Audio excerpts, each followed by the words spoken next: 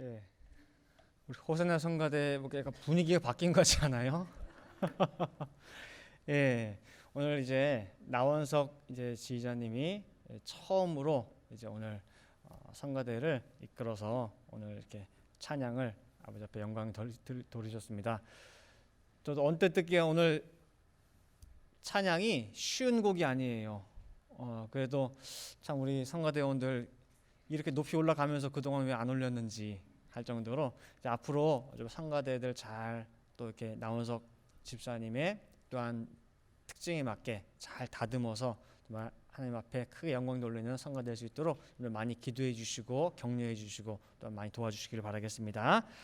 자, 오늘 함께 은혜 나누실 이 말씀의 제목은 구속사의 현장 이 세상과 오는 세상입니다. 구속사의 현장 이 세상과 오는 세상. 자, 먼저 오늘 첫 번째 본문인 요한복음 13장을 살펴보면은 이 장면은 예수님께서 십자가에 달리시기 몇 시간 전 일입니다. 이제 잠시 후면은 겟세마네 동산에 이제 기도하러 가셨다가 그곳에서 로마 군병들에게 포승줄로 묶여서 이제 잡히시기 전 마지막으로 제자들에게 하시는 그 말씀이 오늘 요한복음 13장 31절부터 나오는 본문의 내용입니다. 그래서 오늘 31절에 보면은 저가 나간 후에라고 나옵니다. 이 저는 누구냐면은 가룟 유다가 이제 예수를 넘겨주기 위해서 이제 뭔가 짜놓은 계획대로 나가는 상황이에요. 실행에 옮기기 위해서 나간 상황입니다. 그 다음에 33절에 하시는 말씀이 일찍이 내가 유대인들에게 이런 말 한 적 있지라고 그래요. 뭐냐면은 유대인들에게 내가 가는 곳에 너희는 올 수 없다. 너희는 구경도 못하고 상상도 못하고 오지도 못해 라고 한 말이 있는데 그 말과 같이 지금은 너희도 내가 가는 곳에 못 와라는 거예요. 똑같다는 거예요.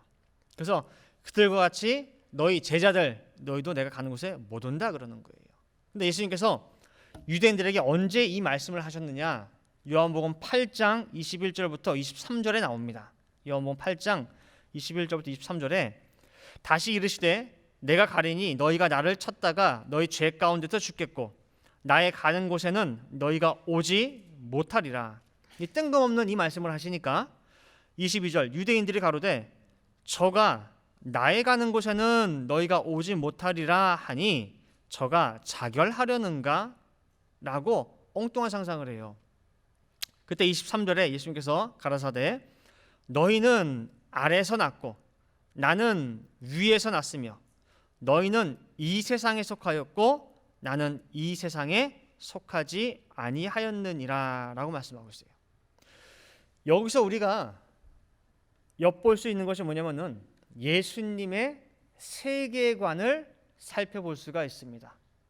예수님은 분명하게 두 세계로 나누어서 얘기하고 있어요. 이 세상과 그다음에 뭐예요? 이 세상에 속하지 아니한 또 세계가 있다는 거예요. 너희는 이 세상 땅에서 났지만은 나는 너희가 상상도 못하고 생각도 못해본 이 세상에 속하지 않은 그 세상에서 내가 왔다는 거예요. 그래서 이러한 예수님의 세계관 속에서 누가복음 18장 30절에 이렇게 말씀하셨어요.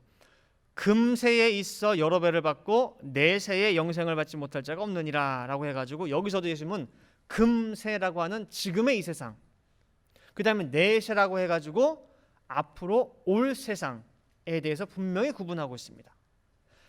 그 다음에 사도 바울도 에베소서 1장 21절 말씀에 모든 정사와 권세와 능력과 주관하는 자와 그 다음에 이 세상뿐 아니라 오는 세상에 일컫는 모든 이름 위에 뛰어나게 하시고 라고 말씀하고 있어요. 따라서 정리해 볼 때에 예수님이 언급한 두 세계를 이렇게 구분할 수 있습니다. 뭐냐? 이 세상 그리고 뭐예요? 오는 세상. 이 세상과 오는 세상 두 세계로 우리가 분명히 그 세상이 있다는 것을 알 수가 있습니다. 자, 그럼 첫 번째로 이 세상과 오는 세상의 특징이 무엇이냐?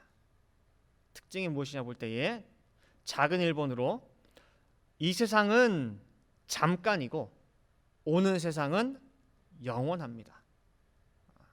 이 세상은 잠깐이고 오는 세상은 영원하다.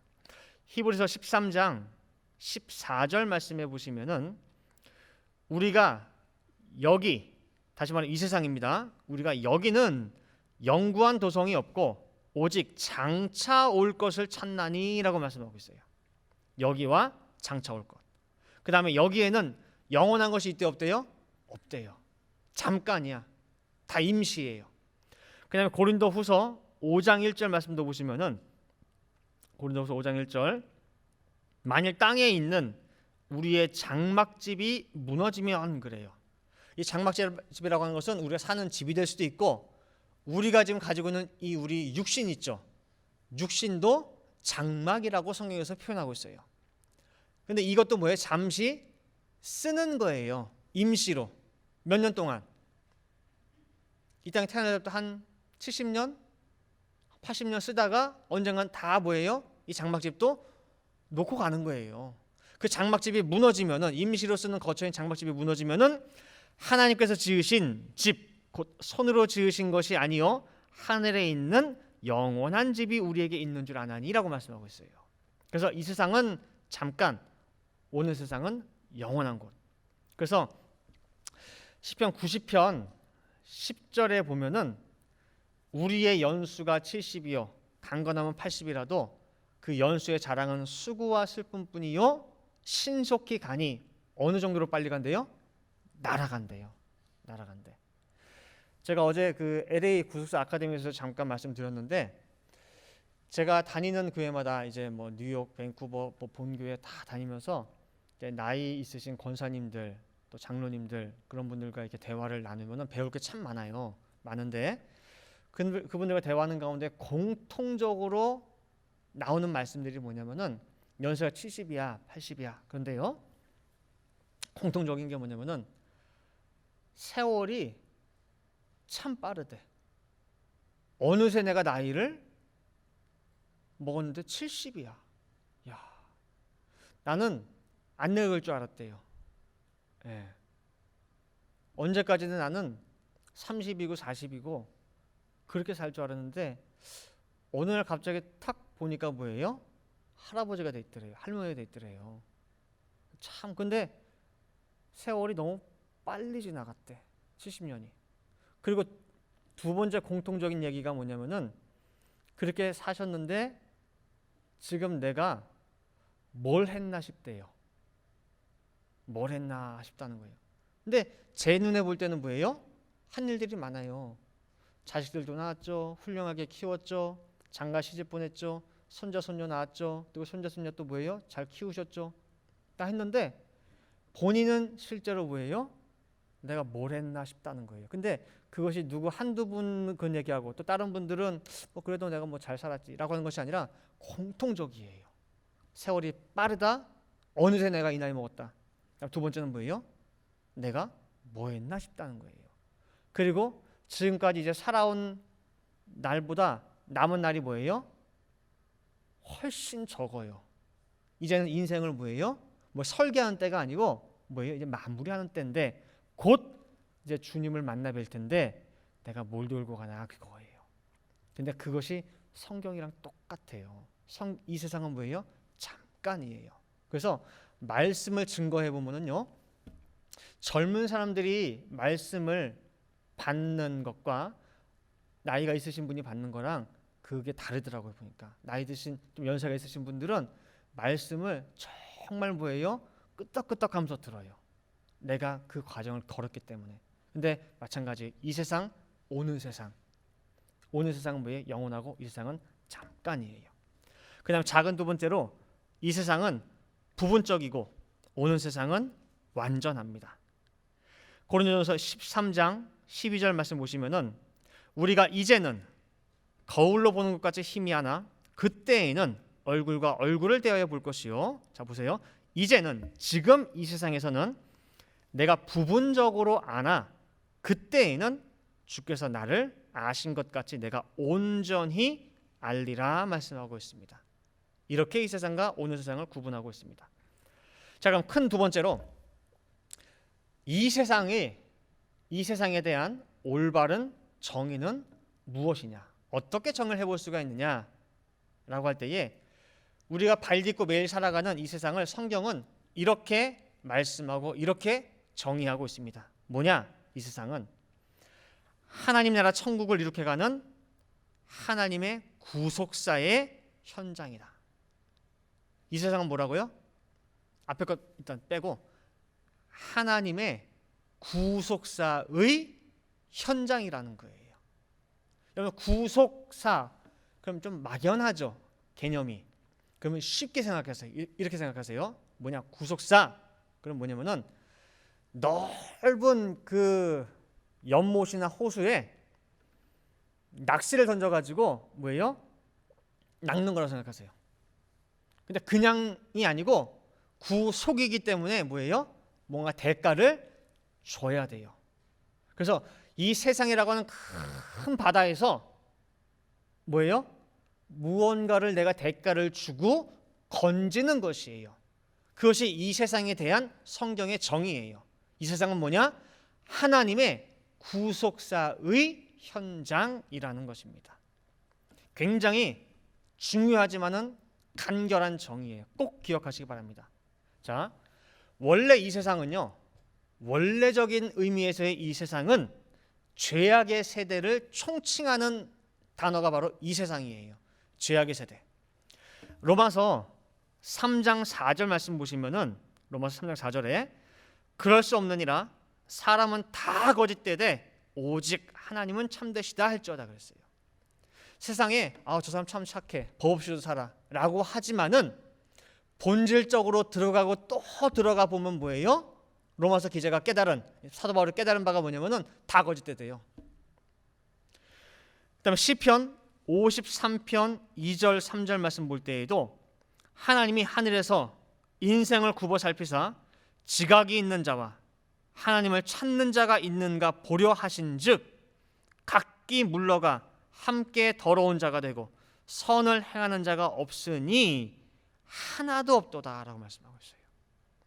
하늘의 하나님이 이 세상 땅을 살펴봐서 혹시 이 가운데 깨어서 지각이 있는 자, 지혜가 있는 자, 하나님 찾는 자 있는가, 아무리 지구 8만 땅덩어리를 다 찾아봐도 찾는 자가 있대요, 없대요? 선한 자가 있대요, 없대요? 없대요. 전부 악한 자뿐인 곳이 바로 이 세상. 다 거짓된 세상이 이 세상의 모습이고 정의라는 거예요. 그래서 100% 다 죄악이기 때문에 죄악이란 말 자체, 죄란 자체도 몰라요. 그냥 눈 떠서 보고 귀 열어서 듣고 하는 모든 것들이 다 죄예요. 그래서 죄가 죄인지 모르는 세상. 나도 죄짓고 남도 죄짓게 하고 내 자녀들에게도 그 죄를 전수하는 총체적인 그 단어가 바로 이 세상이에요. 근데 그 100% 죄악밖에 없는 이 세상에, 거짓밖에 없고 선은 하나도 없는 그 세상에 누가 오셨느냐? 큰 세 번째로 예수님은 이 세상에 오신 저 세상 사람입니다. 예수님은 뭐예요? 이 세상에 오신, 아까 이 세상에 대한 정의를 해드렸죠? 이 세상이 뭔지. 이 세상에 오신 저 세상 사람이 바로 예수님입니다.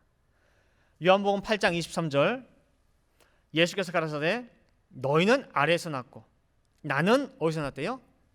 위, 너희가 모르는 저 세상에서 났어요. 너희는 이 세상에 속하였고 나는 이 세상에 속하지 아니하였느니라 그래요. 같이 눈앞에서 예수님과 대화를 하고 있지만은 나는 이 세상 사람이고 지금 내 앞에 있는 예수님은 어디 사람이에요? 저 세상 사람이에요. 이해되시겠죠? 그래서 예수님 오시기 전에는요, 이 세상도 없고 저 세상이라는 개념도 없어요. 언제부터 나뉘었느냐? 예수님이 오시면서.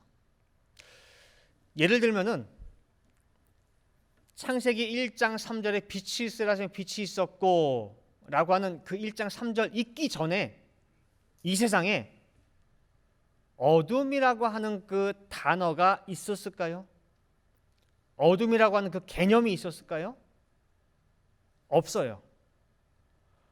온 세상 천지가 다 어둠일 때에는 어둠이란 말 자체가 사실은 없어요. 언제부터 어둠이란 말이 나오느냐?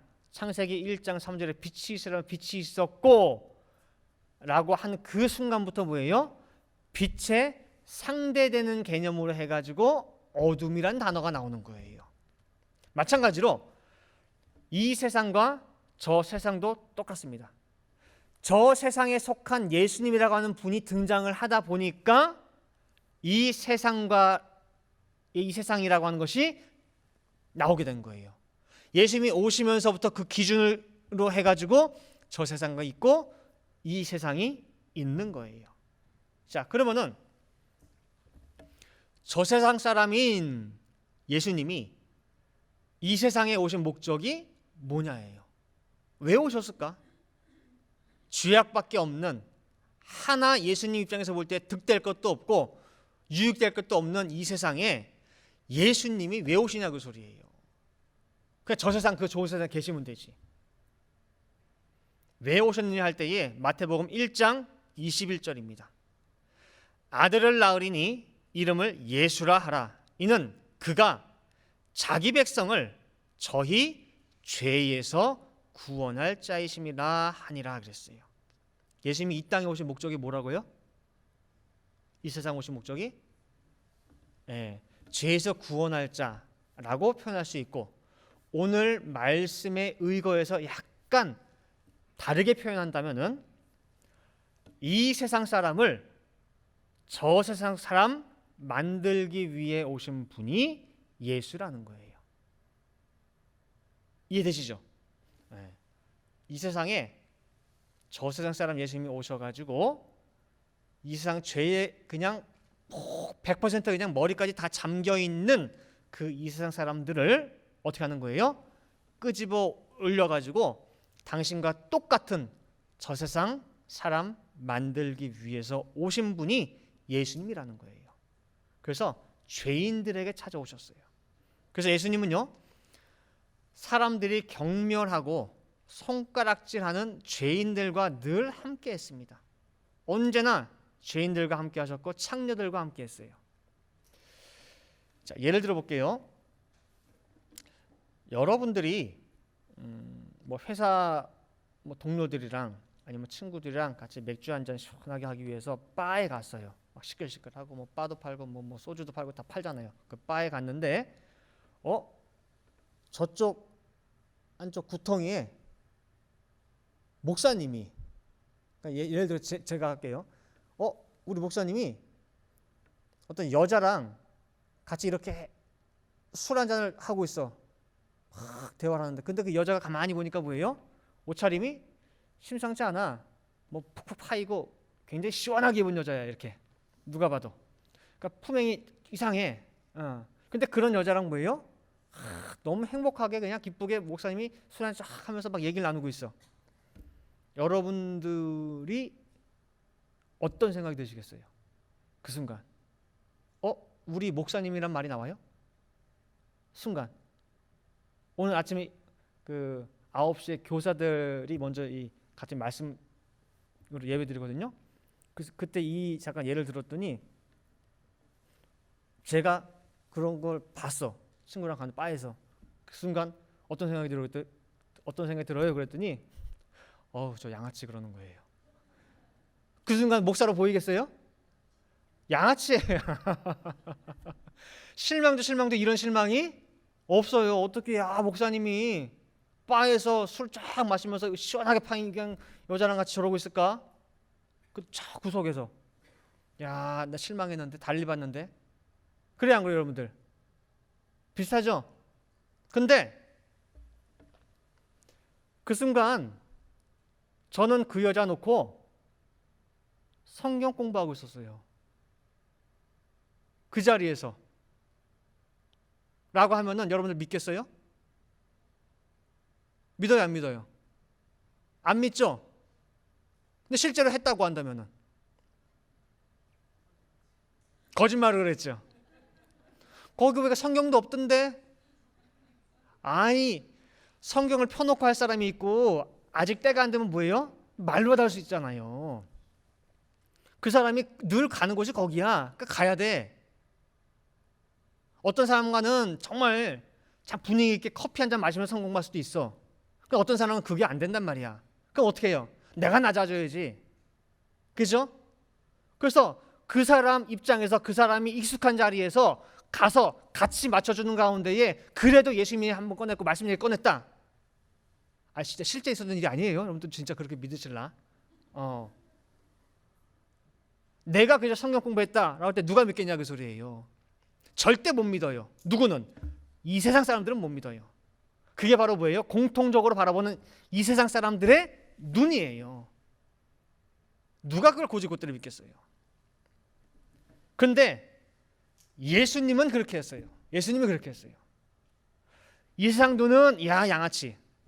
그러나 저 세상 눈으로 볼 때에는 그 자리가 빠든 뭐 시원하게 입은 여자든 간에 상관없이 충실하게 뭐예요? 사명 감당하고 있는 중이에요.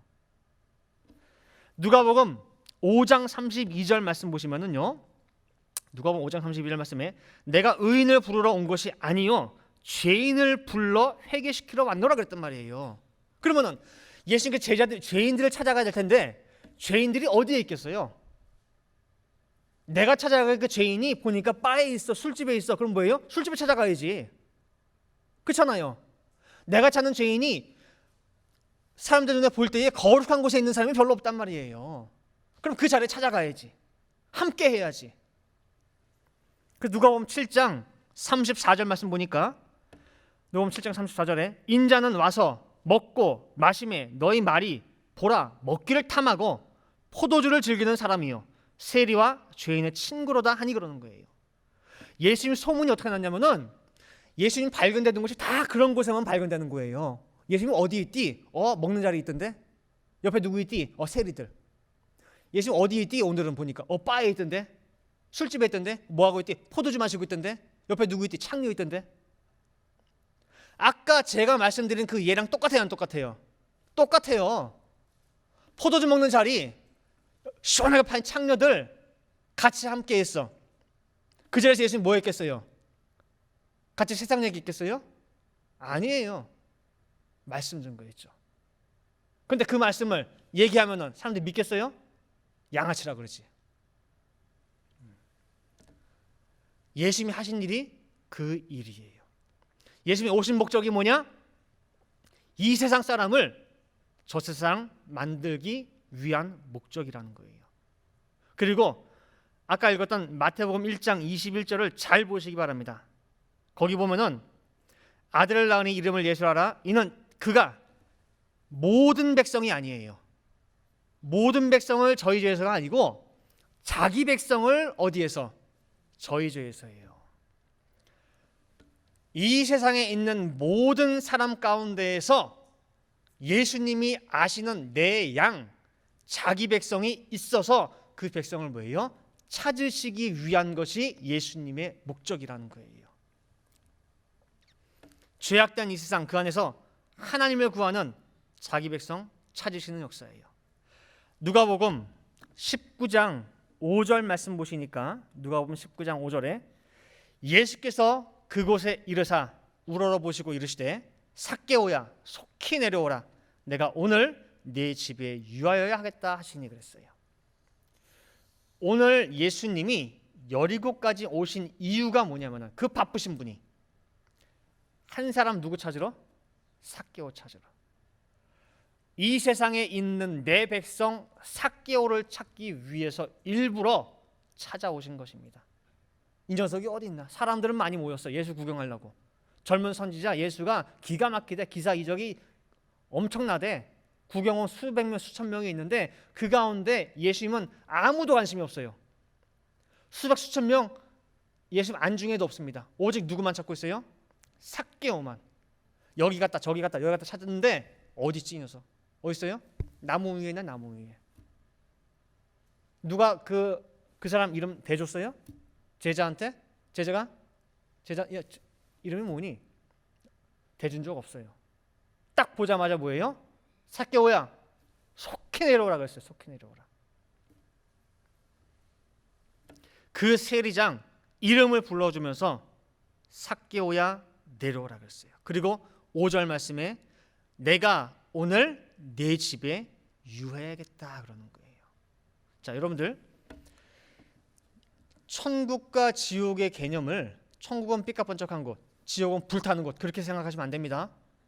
아시겠어요? 유황 불붙는 지옥이라 할지라도 예수님이 가면은 거기가 뭐예요? 천국입니다. 그러면 예수님이 머무는 오늘 이 순간 누구 집에 머물겠대요? 삭개오 집에. 그럼 예수님이 머무는 오늘 이 순간 삭개오의 집은 어떻게 되느냐? 이 세상에서 저 세상으로 주소를 이전하는 순간입니다. 천국이 이루어지는 그 순간이에요. 누가복음 19장 9절부터 10절 말씀 보시면은요, 예수께서 이르시되 오늘 구원이 이 집에 이르렀으니 이 사람도 아브라함의 자손이미로다. 인자에 온 것은 잃어버린 자를 찾아 구원하려 함이니라. 아브라함의 자손, 즉 내 백성이라고 지금 선포를 하셨습니다. 그리고 잃어버렸던 하나예요. 잃어버렸던 그 하나를 찾는 감격적인 순간인 것입니다. 바로 이 순간이 예수님이 이 세상에 오신 목적이었고, 그 다음에 앞서 정의한 대로 이 세상은 하나님의 구속사의 현장, 잃어버린 한 사람 한 사람 한 사람을 찾아서 뭐예요? 데려오는, 건져내는, 살려내는 현장이 이 세상이라는 것입니다. 그래서 예수님은요, 그 한 사람이 있다 그러면은 시간이고 거리고 따지지 않습니다. 며칠이 걸려도 삭개오 같은 잃어버린 내 백성 하나 있다 그러면 거의 찾아가요. 요즘 말로 하면은 비행기로 15시간이 걸리든 막 꼬박 하루가 걸리든 거기가 뭐 미국 올랜도든 뉴욕이든 LA든 뭐 인도네시아든 뭐 중국이든 싱가포르이든 상관없어요. 어디예요? 내 백성 있다 그러면은 그 하나 때문에 가는 거예요.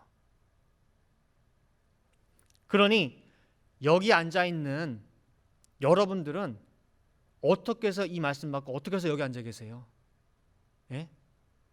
찾아오셨기 때문에, 불러주셨기 때문에 여기에 계신 거예요.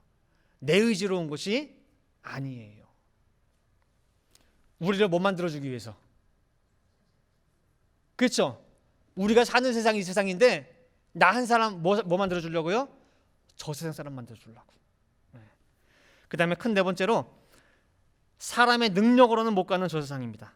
사람의 능력으로는 못 가는 저 세상. 오늘 요한복음 13장 본문에 보면은요, 예수님께서 내가 간다, 나 이제 곧 간다 그래요. 근데 이 세상 떠나서 어디로 자꾸 간다고 하시니까 베드로가 주께서 가시는 곳이 어디입니까? 내가 어디든지 주를 따라가겠다고 나서요.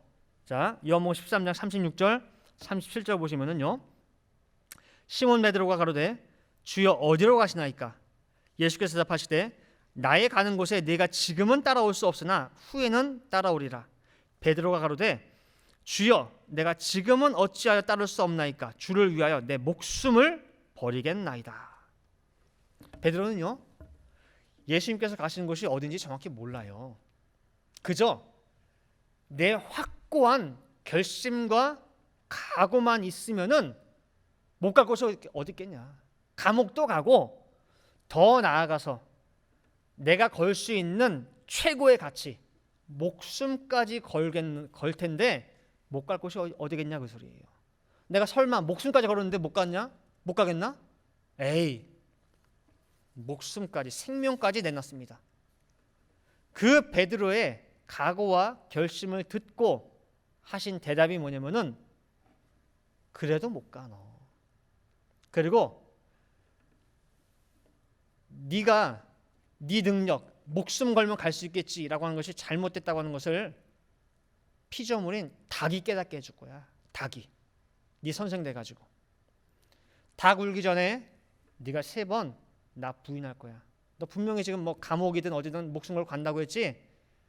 그것이 얼마나 정말 허망한 네 말인지 닭이 알려줄 거야 라고 얘기해줘요. 근데 예수님 말씀 그대로 마가복음 14장 72절에 닭이 곧 두 번째 울더라. 이에 베드로가 예수께서 자기에게 하신 말씀 곧 닭이 두 번 울기 전에 네가 세 번 나를 부인하리라 하심이 기억되어 생각하고 울었더라. 목숨까지 걸고 자신 있게 호언장담했는데 정말 내가 아무것도 아닌 것을 저 미천한 피조물인 닭이 알려주고 닭이 나한테 선생된 것을 그 순간 정말 망치로 머리 얻어맞은 것처럼 얼마나 무안하고 얼마나 창피하고 얼마나 스스로 처참한지 베드로가 나가서 통곡을 했다고. 통곡을 했다고. 목숨까지 걸었는데 안 된다고 하는 거. 그래서 예수님이 우리에게 약속한 저 세상은요, 베드로처럼 목숨을 건다고 해서 강력한 의지와 다짐을 가진다고 해가지고 갈 수 있는 곳이 아니에요. 어떠한 사람의 능력으로 갈 수 있는 곳이 절대 아닌 곳이 저 세상이에요. 이제 결론 맺도록 하겠습니다. 우리 다 어디 살고 있죠? 이 세상 살고 있어요. 자, 이 세상은 아까 말씀드린 대로 죄악이 똘똘 뭉쳐져 있는 장소예요. 그리고 하나님께서 자기 백성을 찾으시는 구속사의 현장입니다. 그래서 내 백성 찾아가지고 어떻게든 간에 저 세상 참 본향 이루시는 작업 현장이 이 세상입니다. 자, 그러면 여러분들 저 세상 어떻게 가실래요? 그리고 언제 가실래요? 어떻게? 언제 가실래요? 일단 언제 가실래요? 예? 예수 잘 믿다 죽으면 이렇게 봉분 세워져 있는 그 무덤 밑으로 기어 들어가 가지고 죽어서 간다는 말 자체는 맞아요. 사실은 그 말 자체는 맞아요. 죽어야 가는 곳이 천국은 맞아요. 근데 저 세상은요, 아까 말씀드렸습니다. 유대인과 예수님 얘기할 때 뭐예요? 똑같이 1m 거리도 안 되는 장소에서 거리를 두고 얘기하지만은 소속이 어떻게 해요? 달랐죠? 이 유대인들은 이 세상 사람, 바로 앞에 있는 예수님은 저 세상 사람. 그죠? 그렇듯이 두 세상이 함께 공존할 수가 있어요. 여러분들이 이 세상에서 죽어서 그 나라 가는 것이 저 세상만 가는 방법이 아니라는 거예요. 예수님은요, 이 세상에서 저 세상을 만들어 주려는 거예요. 어떻게? 무슨 방법으로? 요한복음 6장 63절이에요. 요한복음 6장 63절. 살리는 것은 영이니 육은 무익하니라. 내가 너희에게 이른 말이 뭐래요? 영이요? 생명이라 그래요. 영의 생명이라. 그리고 내가 전한 이 말씀을 살아서 믿는 자는 영원히 뭐한대요? 죽지 아니하리라 했단 말이에요. 그래서 이 세상에 죄악된 인간들 살리는 방법, 저 세상으로 가는 통로는 뭐냐? 예수님의 입에서 나오는 뭐밖에 없어요? 말씀밖에는 없어요. 그래서 그 말씀을 깨달은 자는 뭐예요? 오늘 이 세상에서 어디로 갈 수 있어요? 저 세상으로 갈 수 있어요. 오늘 내가 내 집에 유해야겠다 그랬지 내가 나중에 유해야겠다 그러지 않잖아요. 그래서 오늘 예수님이 유하는 그 순간 삭개오의 집은 뭐가 됐어요? 이 세상 집이 아니라 어느 집? 저 세상 천국 집이 된 거예요. 그리고 예수님의 이 말씀밖에는 없는데 마태복음 24장 14절 말씀에 어떻게 말씀하고 있느냐? 예수님께서 이 천국 복음 그랬어요. 이 천국 복음은요, 저 세상에 속한 말씀이에요. 저 세상에 관한 말씀이 천국 복음이에요. 이 천국 복음이 모든 민족에게 증거되기 위하여 온 세상에 전파되리니 그제야 뭐가 온대요? 끝이 오리라 그랬어요. 100% 죄악인 이 세상에 저 세상 사람인 예수님이 오는 순간 뭐가 시작이 됐느냐? 구속 역사의 시작이 있었어요. 그렇죠?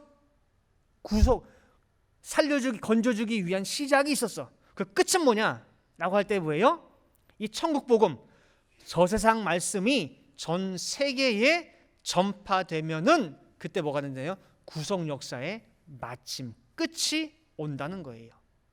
근데 이 말씀에 대해서, 전 세계에 편만이 전파될 말씀에 대해서 계시록에 두 개로 나와 있어요. 두 개로. 계시록 5장 1절 말씀에 보면은 하나님 말씀인데, 반드시 전파되어야 될 말씀인데, 이 말씀이 계시록 5장 1절에서는 꽁꽁 묶여가지고 봉해져 있어요. 몇 번? 한 번, 두 번, 세 번, 7번이 뭐예요? 봉해져 있어서 펼 수가 없어요. 그래서 사도 요한이가 너무나 안타까운 마음에 이 말씀이 증거가 돼야지만이 세상의 끝이 오게 되는데, 이 말씀이 봉해져 있으니 누가 이 책을 펴니까? 라고 할 때 하는 말씀이 뭐예요? 땅 위에나 하늘 위에나 뭐에나 아무 이 책을 뭐예요? 펴거나 보거나 할 자가 없다는 거예요. 그래가지고 그 절망스러운 대답을 듣고 사도 요한이가 엉엉 울었단 말이에요. 엉엉 울었어요. 분명히 계시록 5장 1절은 뭐예요? 봉해져 있는 말씀이에요.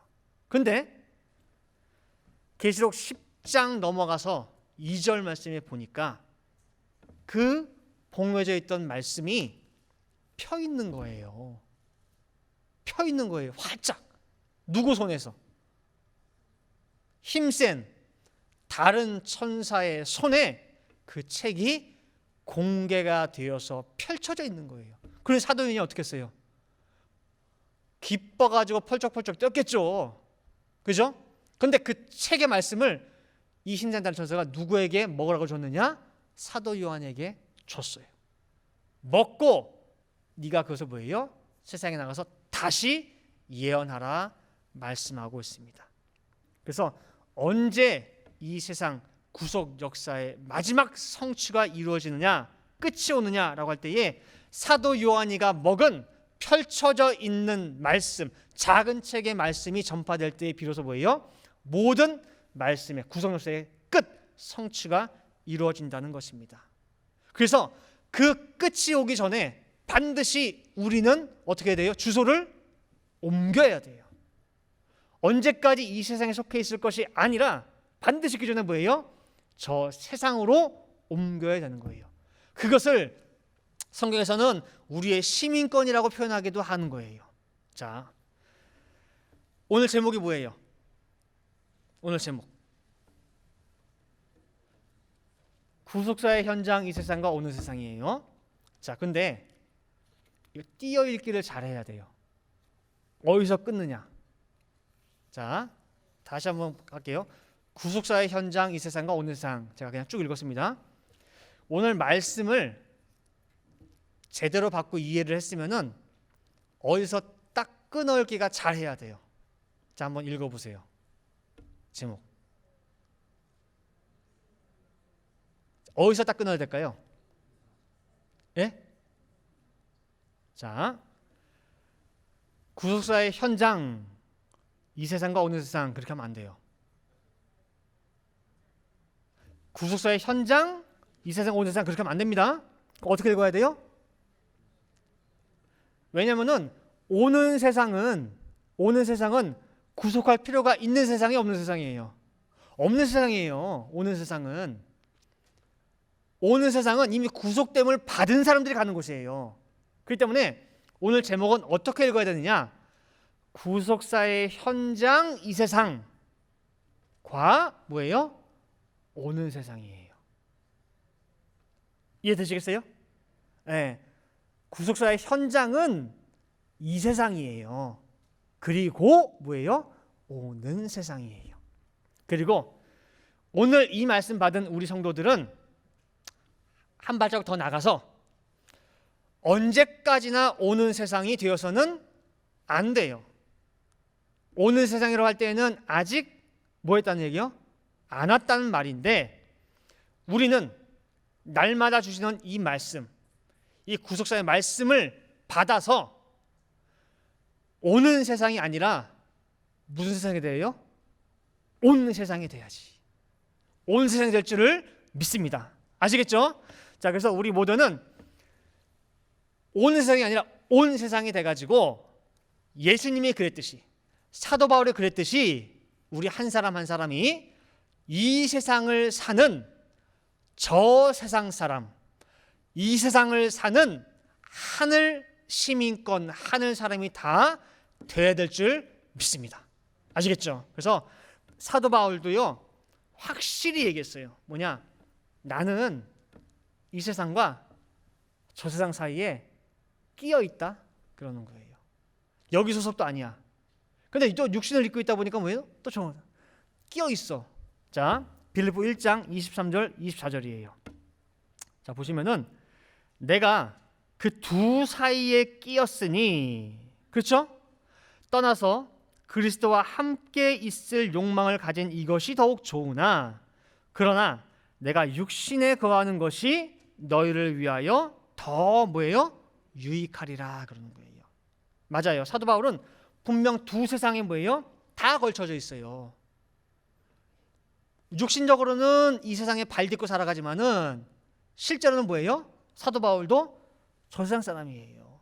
그래서 마음 같아서는 빨리 육신의 장막을 벗어버리고 차라리 다 그걸 가고 싶어. 그러나 내가 육신을 입고 있는 것이 누구에게 좋대요? 너희에게 좋대요. 내가 하루라도 더 이 육신을 입고 있어야지 너희가 천국 복음을 들을 수 있을 거 아니냐 그 소리예요. 그래야지 너희가 그 말씀을 듣고 뭐예요? 너희도 나처럼 저 세상 사람 될 거 아니냐 그 소리거든요. 그래서 나에게 사명에 있는 이상은 이 육신을 입고 이 땅에 있는 거, 그게 바로 뭐예요? 사도 바울의 고백이에요. 그래서 여러분들 우리가 분명히 알아야 될 건 뭐냐면은 이 세상만이 다가 아니라 확실하게 오는 세상이 있다는 것을 여러분들 꼭 믿으시기를 바라겠습니다. 그리고 각자 나를 이 땅에 보내신 이유가 뭐냐, 목적이 뭐냐라고 할 때는 나를 뭐예요? 이 세상에서 저 세상으로 옮기시기 위한 거예요. 그리고 오늘 이 말씀 받은 저와 여러분들 모든 사람들 한 사람도 빠짐없이, 한 가정도 빠짐없이 오늘 삭개오의 집이 저 세상으로, 하늘 천국으로 주소지가 옮겨졌듯이 우리 모든 가정마다, 개인마다 주소지가 옮겨지는 놀라운 축복, 놀라운 역사가 있기를 간절히 바라겠습니다. 다시 기도하시겠습니다. 사랑과 충만하신 아버지 하나님, 감사합니다. 저희들이 날마다 발 딛고 살아가고 또 아침에 눈 뜨자마자 저녁에 다시 잘 때까지 바쁘게 살아가는 이 세상, 한 사람도 이 세상이 어떤 곳인지 알려주지 않았지만은 말씀을 통하여 저희들에게 명백히 알려주시기를 이 세상은 하나님의 구속 역사의 현장이라고 분명히 오늘 말씀을 통해 정의해 주셨습니다. 아버지 하나님, 100% 죄밖에 없는 이 어둠의 세계에 저 세상 하늘 사람 예수님이 이 땅에 오셔서 정말 저희들의 눈을 뜨게 해주시고 저희들의 귀를 열어주시고 깨닫는 마음과 지혜를 허락하여 주시어서 땅만 보고도 살아가던 저희들이 하늘을 바라볼 수 있게 도와주시고 더 나아가 하늘에 있는 영원한 본향, 영원한 도성을 간절히 사모할 수 있는 마음을 허락해 주심을 아버지 감사를 드립니다. 정말 주신 바 말씀을 통해서 저들 날마다 땅의 사람의 모습은 다 벗어버리고 정말 날마다 하늘 사람으로 변화될 수 있고 변모될 수 있는 저희 모든 늘푸른 동산의 개인과 가정 될 수 있도록 인도하여 주시옵소서. 기도한 대로 반드시 될 줄을 믿고 감사드리며 이 모든 말씀 사랑의 말씀 예수 그리스도 받들어 기도 올리옵나이다. 아멘.